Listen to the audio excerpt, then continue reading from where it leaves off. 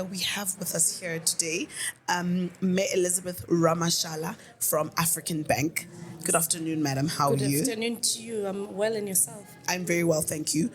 You are here with us at Empower Youth Ekurhuleni 2025. And the first question we have for you is, why is it important for entities such as the big bank you work for to coincide with, empower youth and to make sure there's a relationship between you guys and what we do as Empower Youth? Thank you for having me. The work that Empower works through Empower Youth is doing really speaks to our own objectives as well. We have a greater focus on youth development. This then enables us to have a conversation about job creation, the unemployment rate in our country, and the things that we can actually do to collaborate with others to have an impact on the challenges that we face as a country. But as a bank as well, we are very passionate about shared value, the development of our youth, women and persons with disabilities.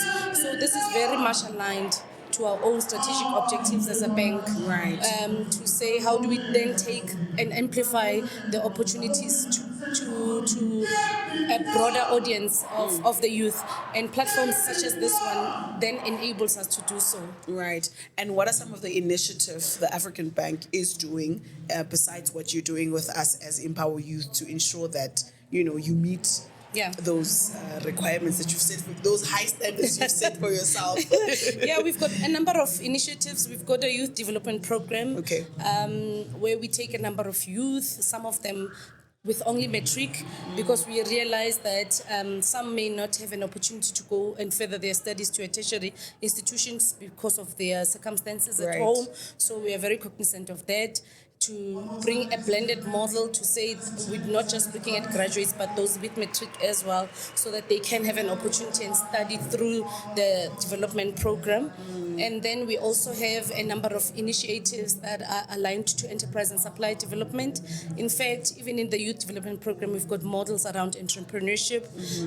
And then we have the women entrepreneurship development program. So there's just quite a number of things. We've got hackathons for youth, where we actually bring them in to really explore their technology, talents, but also opportunities that lie ahead after they've participated in such programs, because we are very obsessed with taking them on a journey to say what are next.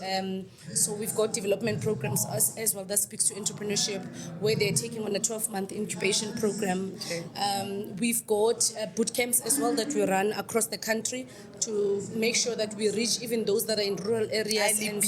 And that's true. We are busy because we realize that the impact is greater than all of us. There is still a lot of data it's actually telling us that youth is still unemployment.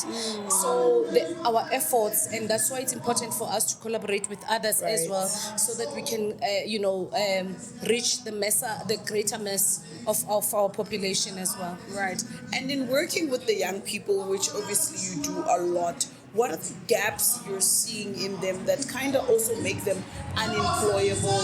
I think at different generations we've seen different problems.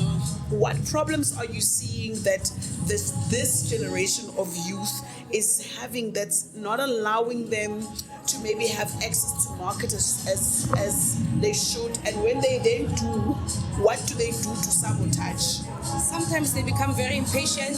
They want instant gratification. They're not as patient as we used to be. They don't persevere.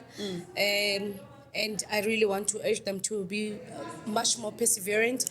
And also an opportunity to learn. They must use those opportunities that come to them to the best that they can. Access to information and data, whenever they have opportunities to have access to any social platforms or data, they must use those to actually empower themselves and learn as much as they can. because our youth, once you're on social media for the wrong reasons, they also need to focus. Once they know what they're passionate about and what they want to pursue, they must actually follow through on their dreams and aspirations, because that's one thing that they don't really have the patience to do. So a youth can really also explore a number of opportunities that are there, use opportunities and platforms such as social networks to explore opportunities that are available, but also follow through on them. So, they must actually be perseverant, they must follow their dreams, basically, and they must stop wishing for things. They must start doing them. Sure. There's a say that says so they really need to chase after their own dreams. Awesome. Thank you so much for your time, ma'am. Thank you for having me.